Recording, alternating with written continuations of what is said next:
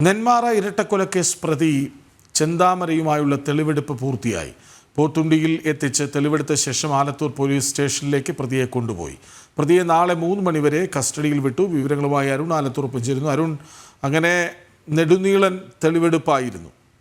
അതായത് കുറേ സമയം പോലീസിനൊപ്പം പിടികൂടിയ അതേ ദിവസത്തെ വേഷത്തിൽ ചെന്താമരയെ നമ്മൾ കണ്ടു.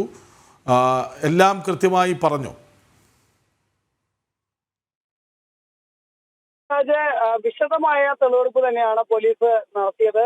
കൃത്യം ഒരു 12:30 പ്രതി ചെന്താമരയെ പോത്തുണ്ടിയിലെ കൊലപാതകം നടന്ന ബോയിൻ കോളനിയിലേക്ക് എത്തിച്ചത്.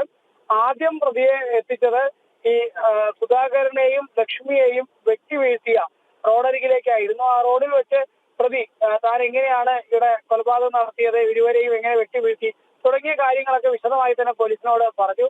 അതിനുശേഷം അവിടെ നിന്നും അടുത്തതായി കൊണ്ടുപോയത് കൊലപാതകത്തിന് ശേഷം പ്രതി ഈ കൊടുവാള് ആയുധം ഉപേക്ഷിച്ച വീടിന് അകത്തേക്കായിരുന്നു. ആ വീടിനകത്തും തെളിവെടുപ്പ് നടത്തി. അതിനുശേഷം അവിടെ നിന്നും പ്രതി ഓടി രക്ഷപ്പെട്ട പാടവരമ്പത്തും മൊബൈൽ ഫോണും സിമ്മും ഉപേക്ഷിച്ച കനാലരികിലും ഒക്കെ വിശദമായ രീതിയിലുള്ള തെളിവെടുപ്പാണ് പോലീസ് നടത്തിയത്. പ്രധാനമായിട്ടും ഈ ചെന്താമര പോലീസിനോട് പറഞ്ഞ കാര്യങ്ങൾ എന്നുള്ളത്, താൻ ഈ 27-ാം തീയതി രാവിലെ കത്തി പിടിച്ച് നിൽക്കുന്നത് കണ്ടപ്പോൾ സുധാകരൻ വാഹനം റിവേഴ്സ് എടുത്തു. അതായത് ഈ സുധാകരൻ സ്കൂട്ടറിൽ വരുന്ന സമയത്ത് ചെന്താമര അവിടെ ഈ കൊടുവാളും പിടിച്ച് നിൽക്കുകയായിരുന്നു. ഇത് കണ്ടതോടുകൂടെ തന്നെ സുധാകരൻ പെട്ടെന്ന് വാഹനം പുറകോട്ടെടുത്തു. ആ പ്രകോപനത്തിനിടെ സുധാകരനെ ആക്രമിക്കുകയാണ് താൻ ചെയ്തത് എന്നുള്ളതാണ് ചെന്താമര പോലീസിനോട് പറഞ്ഞത്. ഈ സമയമാണ് ഈ സുധാകരന്റെ അമ്മ ലക്ഷ്മി അവരുടെ വീടിന് മുന്നിൽ നിന്നിരുന്നത്. അവിടെ നിന്ന് അവർ നിലവിളിച്ചു, തനിക്ക് നേരെ ശബ്ദമുണ്ടാക്കി. ഇത് കണ്ടപ്പോൾ ലക്ഷ്മിയെയും താൻ ആക്രമിക്കുകയായിരുന്നു.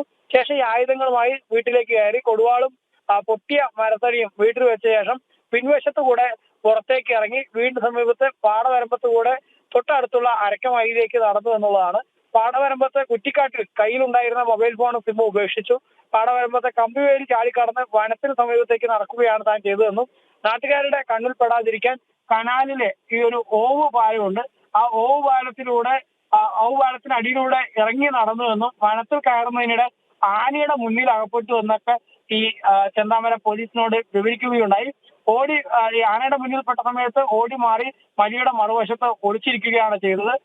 രാത്രി ഒരു 12 മണിക്കാണ് മലയിൽ കയറിയത്. മലയിലെ ഗുഹയിലാണ് കഴിഞ്ഞത്. മാത്രമല്ല, ഈ മലയിൽ വെച്ച് പോലീസിന്റെ ജീപ്പിന്റെ ലൈറ്റും അതുപോലെ തന്നെ ഡ്രോണിന്റെ നിരീക്ഷണമൊക്കെ താൻ കണ്ടിരുന്നു. ഡ്രോണിന്റെ നിരീക്ഷണം കണ്ടപ്പോൾ അവിടെ ഒരു മരത്തിന്റെ ഭാഗത്ത് ഒളിച്ചിരുന്നു എന്നൊക്കെ ഒരു ഭാവ വ്യത്യാസവും ഇല്ലാതെയാണ് വളരെ വിശദമായി തന്നെ ചെന്താമര പോലീസിനോട് കാര്യങ്ങൾ വിവരിച്ചത്. ഏതായാലും ഇന്നത്തെ തെളിവെടുപ്പ് പൂർത്തിയായിരിക്കുകയാണ്. പ്രതിയെ ആലത്തൂരിലെ പോലീസ് സ്റ്റേഷനിലേക്ക് മാറ്റിയിരിക്കുകയാണ്. നാളെ 3 മണി വരെയാണ് കസ്റ്റഡി കാലാവധി ഉള്ളത്. അതുകൊണ്ട് തന്നെ ഇനി ആയുധം, അതായത് ഈ ചെന്താമര കൊടുവാളുണ്ടാക്കിയത് എലവഞ്ചേരി എന്ന കൊല്ലംകോടിന്റെ അടുത്തുള്ള എലവഞ്ചേരി എന്ന പ്രദേശത്തു നിന്നാണ്. ആ ഭാഗത്തേക്ക് ഉൾപ്പെടെ പ്രതി എത്തിച്ചപ്പോൾ തെളിവെടുപ്പ് പോലീസ് നടത്തും. കൂടാതെ പ്രതിയിൽ നിന്ന് കൂടുതൽ കാര്യങ്ങൾ ചോദിച്ചറിയാനുണ്ട്. അതുകൊണ്ട് തന്നെ ചോദ്യം ചെയ്യലും തുടരും എന്നുള്ളതാണ് അന്വേഷണ സംഘം പറയുന്നത്. തെളിവെടുപ്പ് പൂർത്തിയായി. ചെന്താമരയുടെ നാളെ 3 മണിവരെ കസ്റ്റഡിയിൽ വിട്ടിരിക്കുകയാണ്. വിവരങ്ങൾ നൽകുകയായിരുന്നു അരുൺ ആലത്തൂർ.